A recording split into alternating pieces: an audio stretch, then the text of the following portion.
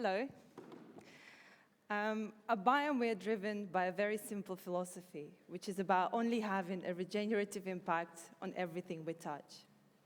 And that philosophy was born out of the need to address the devastating challenge we're all facing today, the climate crisis.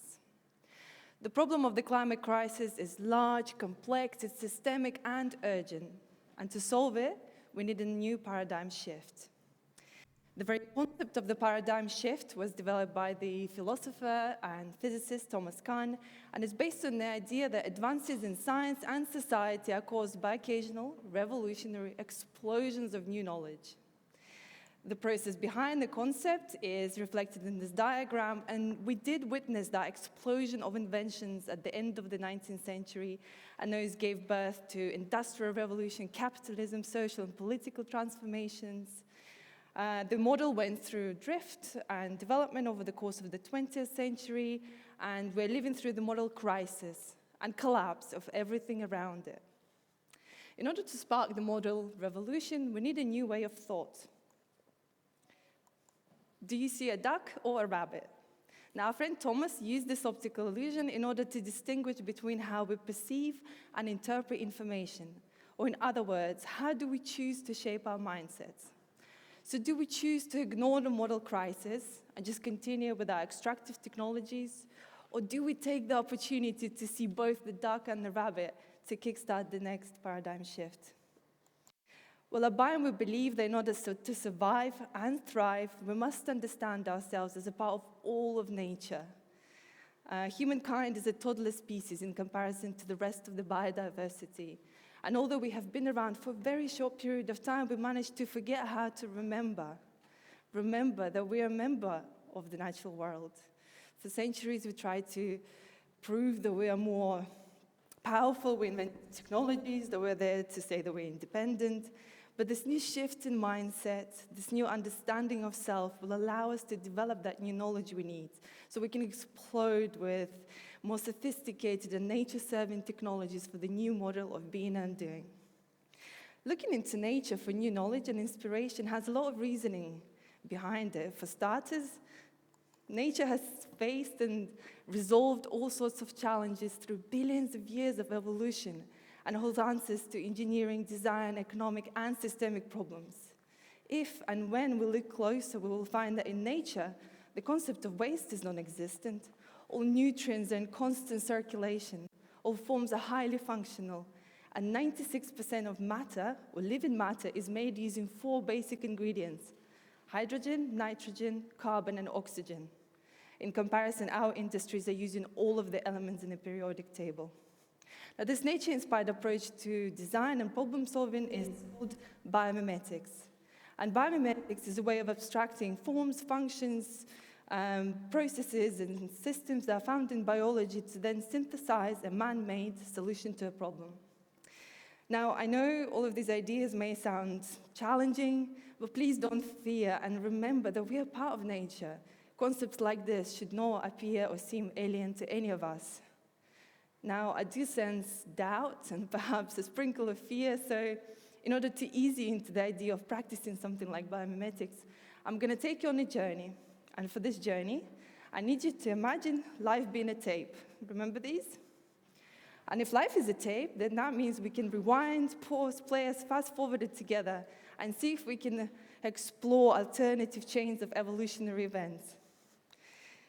The concept of rewinding the tape of life was developed by evolutionary biologist Stevie J. Gould, and it's based on the idea that evolution is unpredictable and not repeatable, which means that if we really could rewind life on Earth and play it, we may never see Homo sapiens evolve again. That's an interesting thought, isn't it? But maybe a little terrifying, but we're not going to explore the topic of existential crisis. Instead, we're going to use this idea of evolution being unpredictable and not repeatable in order to explore different ways of being and doing. Okay, ready? Let's rewind. Rewinding the tape of life and going all the way back means we can erase all preconceptions and really unlearn the way the world is now. We can free our hearts and minds of all the social, economic, political doctrines. And once we feel free, let's take a pause, let's take a deep breath, and look around. Looking around us, isn't it astonishing how beautiful and intelligent the natural world is with its gorgeous flows and systems? Let's take a minute to recognize that everything we're about to take from nature to build our beautiful imaginary new world, everything that allows us to live, from food that sustain our bodies to shelters that protect them from elements, is a gift of another life. Let's also notice how the world is in constant flux and how dynamic all organic and inorganic matter is. Now, this dynamic nature of matter and how it's being used in biology to create forms and functions should inspire us to really challenge the boundaries of primary geometry and perhaps allow these dynamic matters to lead our designs. Recognizing that the world is in constant flux will allow us to further draw on biology's capacity for fluidity, novelty, disobedience, and even monstrosity. And we'll be able to move away from designing things that are forever timeless and fixed and not fit for evolution. Let's go back to our tape. And this time we fast forwarded from the beginning of times to hopefully the development of human civilizations. We do hope they evolve. And see if we can find examples of people working with living matter. We'll very quickly come across these beautiful living root bridges developed by Khasi tribe in the northeast India. Now, this showcase a sophisticated design that banks on traditional ecological knowledge, and they are proof of a possibility of direct and close-knit collaboration between humankind and living organisms. Fast forwarding the tape to the present day, and we'll see that people are starting to really explore ideas of working with living organisms, using indigenous knowledge, new knowledge, and modern technology. And some of those people is my team, Abam and I, and our work with living organisms is concerned with one of them in particular, mycelium. And mycelium is a root structure of mushrooms. It can be found in the topsoil all around the world. It's one of the oldest organisms on the planet, and its role in the ecosystems is to allow plants and organisms to communicate with one another and exchange nutrients. For that reason, it's very often called the Wood Wide Web. Mycelium is an incredibly intelligent organism, which means that when you're working with it whilst it's living, breathing, and growing, is that the relationship between you as a designer and a maker and mycelium as a material is no longer the same. Because guess what? You're no longer a sole master of the process, because mycelium is not dead and stagnant matter that you can just manipulate.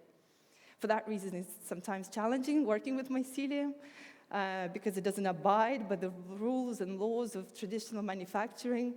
But if you keep an open mind, it will teach you how to listen to its whispers and understand them. It will demand respect, but it will be there to collaborate with you. And to me, the idea of partnering with living organisms is just breathtaking, because it offers the world of possibilities for design and innovation. And the idea or thought of going back to traditional manufacturing seems primitive and quite simply boring. So at Biome, we collaborate directly with mycelium to create a number of waste-derived, carbon-sequestering, and regenerative materials. When mycelium grows through organic or synthetic byproducts, it's able to create these complex binding networks and trap air, created air pockets, which means that at the end, the material is naturally open-structured. The open-structured nature of mycelium means that it has a lot of applications. One of them is using it as insulation when creating the very fabric of our buildings. Now, the commodity nature of such application means, or it offers an exciting opportunity to systemically achieve regenerative and healthy built environment whilst tackling global challenges of waste, toxic and extractive production. Now, thanks to its open structure, mycelium also is very efficient at absorbing sound waves. So skinning our interiors with mycelium will allow us to passively regulate moisture levels. We will absorb sound and reduce noise pollution. Mycelium's beautiful marbled skin and the patterns of them can also be employed to achieve biophilic design of our interiors, which has a positive impact on our emotional and psychological well-being. Now, the concept of waste is non-existent in nature, and we follow that rule very closely. At the end of their lives, mycelium materials can be put back into our production, or they're safe to call compost. Now, going back to our tape, and we're going to rewind it to see if we can find examples of people working with dynamic and soft matters. And we very quickly stumble across these gorgeous floating reed structures developed by marsh Arabs in Iraq. And these are a great example of people really tapping into immediate ecosystems and what those ecosystems are able to provide them with. And fast forwarding the tape to the present day, and we'll find people really entertaining these ideas and inviting the soft and dynamic matters into their processes and designs. And at Biome, naturally, we developed a soft and dynamic matter of our own, and it has a name. It's called ORB, which stands for Organic Refuse Biocompound. At the core of ORB is a technology of a natural and plant-based binder, which means that we can utilize a variety of locally available waste streams, the ones that are hard to recycle. And that could be anything from orange peel, coffee chaff, to cardboard, and even human hair. And we embrace the same spirit of collaboration and invite ORB into our design studios, into our labs. It definitely manages the processes in our workshops. And when creating three-dimensional objects with ORB, we really embrace that idea of letting it lead the way. And we allow its soft and malleable nature to really lead us in the process of making. So we provide it with a skeleton so ORB can wrap its flesh around and develop a sturdy body by being subjected to natural forces of gravity and intrinsic chemical processes. Just like mycelium, ORB has death or end of life designed into it. At the end of its life, it can be composted or remanufactured. Now, going back to our tape, and this time we're going to fast forward it past the present time and into the future. And let's imagine combining indigenous technologies of Khasi tribe and marsh Arabs, new knowledge that we're developing now, with modern computing. Couldn't we program and grow our built environment? Well, tribes like Khasi and marsh Arabs and all other ones around the world have been doing it for centuries. I'm sure we can take their technology and knowledge a little further. Now, we have been back and forth with our tape of life, and I'm sure your head is spinning from all this time travel. But I hope you can see the duck and the rabbit a little clearer now, and we can together kickstart the next paradigm shift. Thank you.